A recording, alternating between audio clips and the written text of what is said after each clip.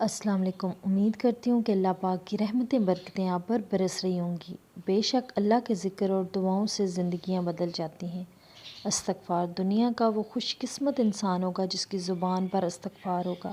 کبھی بھی شکی انسان استغفار نہیں پڑھے گا۔ دنیا میں دو طرح کے لوگ ہوتے ہیں، ایک سخی اور دوسرا شکی۔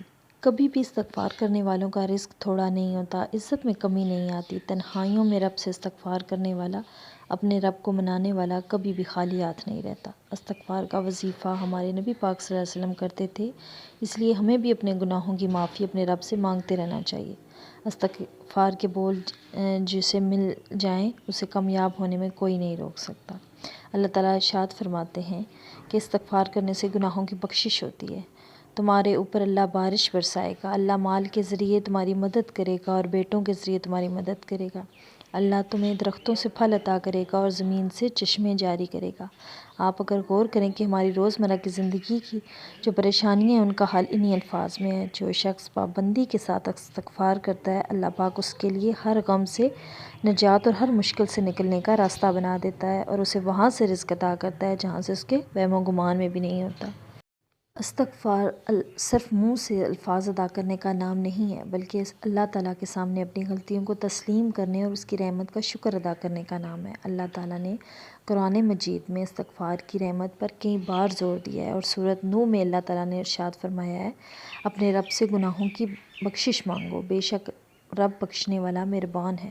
اللہ پاک تم پر کثرت سے بارش برسائے گا اور تمہیں مال و اولاد عطا فرمائے گا اور تمہارے مال و اولاد میں اضافہ فرمائے گا۔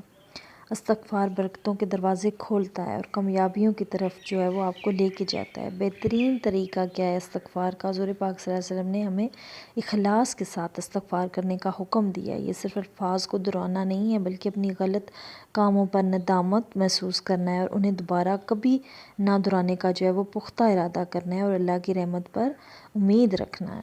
استغفار جب آپ کرتے ہو نا تو آپ کے سارے دکھ غم جو ہیں وہ دھل جاتے ہیں۔ سب سے پہلے تو آپ کے دل پہ پڑی ہوئی گرد جو ہوتی ہے وہ دھل جاتی ہے۔ آپ کے گناہ نہ جانے کتنے ہیں ہمارے گناہ، ان کی بخشش ہوتی ہے اور پھر آہستہ آہستہ ہمارے کام ایسے بننا شروع ہو جاتے ہیں کہ ہمیں خود بھی یقین نہیں ہوتا کہ ہمارے یہ کام کس طرح سے بن رہے ہیں۔ اللہ پاک ان غموں سے نکلنے کے لیے ہمیں ایسے ایسے راستے بتاتا ہے کہ ہماری عقل، انسانی عقل حیران رہ جاتی ہے۔ تو کثرت سے استغفار کرو، اپنے رب کے آگے شرمندہ ہو، اپنے رب کو تنہائیوں میں یاد کرو۔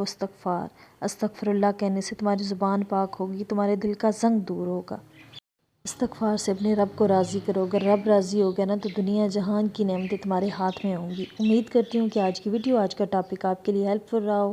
اگر ہیلپ فل رہا ہے تو پلیز میری موٹیویشن کے لیے ایک لائک اور ایک سبسکرائب کر دیں۔ اللہ حافظ، جزاک اللہ۔